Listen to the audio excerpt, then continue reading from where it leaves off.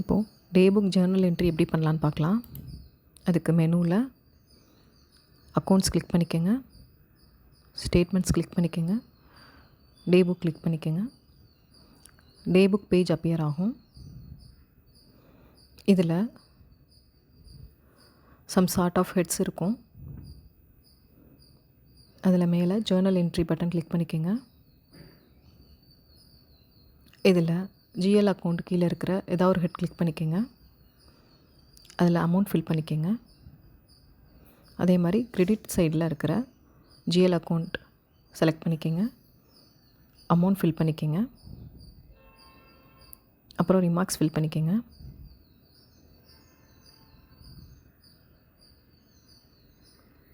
இப்போது submit button click பண்ணிக்கோங்க. Transaction created சக்ஸஸ்ஃபுல்லின்னு message வரும். இப்போ குயிக் மெனுவில் போய் ட்ரான்சாக்ஷன்ஸ் கிளிக் பண்ணிக்கோங்க.